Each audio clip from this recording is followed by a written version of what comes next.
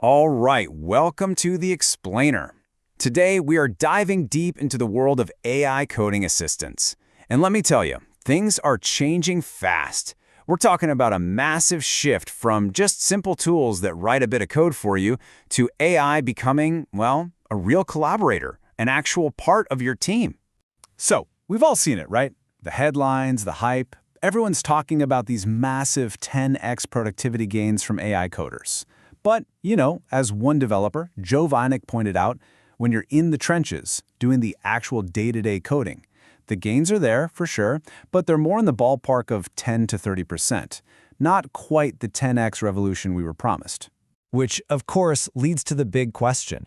If we're not getting those huge 10x gains from just spitting out lines of code, then where are they? Where's the real game-changing value hiding? Okay, so let's start with level 1. The first place you start to see some serious gains is in automating all that boring, repetitive setup work. The stuff you have to do for every single project that just eats up time. This is where we turn your AI into a kind of programmable, super-powered tool belt. And the key to this whole tool belt idea, it's these things called MCPs. Now, that stands for Mentor Co-Pilot Pair Tools. Yeah, it's a bit of a mouthful, but forget the name for a second. Just think of them as specialized plugins or apps for your AI assistant. You give them to your AI, and suddenly, these super complex multi-step processes, they become simple, one-line commands. Let me give you a few examples. Let's say you're starting a new app from scratch. With the right MCPs, you can literally just type a prompt and bam, Superbase sets up your entire database backend. Another prompt, and Clerk handles all the user sign-in and authentication stuff. And when you're done, you can even get SemWrap to run a full security scan on your code. I mean, we're talking about tasks that used to take days of tedious work, now done in just a few minutes. And this table really just drives the point home, doesn't it? Look at the before picture. Setting up a database was a nightmare. Manually writing SQL, copying and pasting between your code editor and some clunky web dashboard, so much back and forth. Now, look at the with MCPs side. One single prompt. And the best part? You never even have to leave your code editor. It just gets rid of all that friction and saves you an insane amount of time. Okay, so automating tasks is huge. That's a big win right there. But honestly, it's just the beginning. Level 2 is where things get really interesting. This is all about making your AI assistant smarter, not just in general, but smarter about your specific project. It's all about context. Every single developer has felt this pain. You ask your AI to fix a bug, and it does, but in the process, it breaks 3 other things you didn't even know were connected. Why? Because it just doesn't get the full picture of your project. As this quote shows, that kind of frustration can lock you down on a single problem for weeks. So why does this happen? Well, it comes down to a technical thing called the context window. Think of it like the AI's short-term memory. It can only hold so much information at one time. And when your project gets big and complex, important details start to, fall out of that window. The AI literally forgets crucial parts of your code, and that's when it starts making silly mistakes and creating bugs. But what if we could give the AI a better memory? That's exactly what a tool called Serena does. It's another one of these MCPs, but this one acts like a detailed glossary or an index for your entire project. It does all the hard work upfront, building a deep understanding of your codebase before you even ask it to do anything. So how does it work?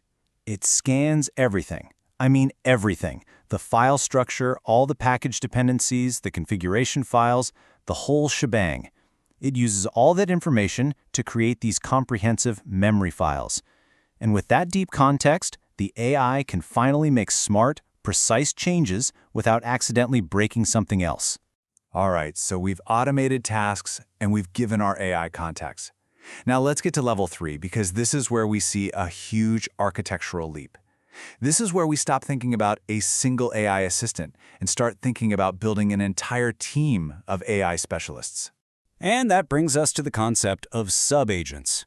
The idea is simple, but really powerful. Instead of having one general-purpose AI that's a jack of all trades, you create a bunch of specialized AIs.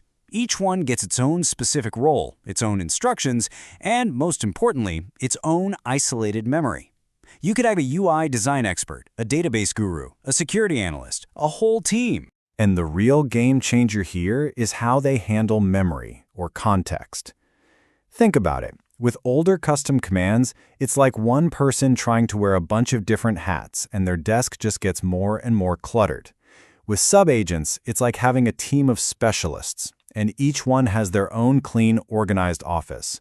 They're not distracted by each other's work, they are super focused and way more efficient. And if you want to see just how powerful this isolation is, just look at this number. 72,000. That's the number of tokens, basically units of memory, that a single subagent, one focused on building a user interface, used for a huge task. And the incredible part? It did all that work in its own little bubble, without cluttering up the main conversation with your primary AI at all. It's a perfectly clean, efficient process. But here's where the real magic happens. You can start chaining these agents together. Imagine creating a single command that kicks off a whole workflow. First, it calls up your code analyzer's subagent to find any problems. Then, once that's done, it automatically hands the job over to your code optimizer subagent to fix them.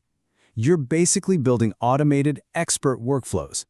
Okay, so we've gone from simple tools to context-aware assistants to a full-blown team of AI specialists. What's the payoff? What does this actually let you do? Well, it turns out this is where we finally find those elusive 10x gains we were talking about at the beginning.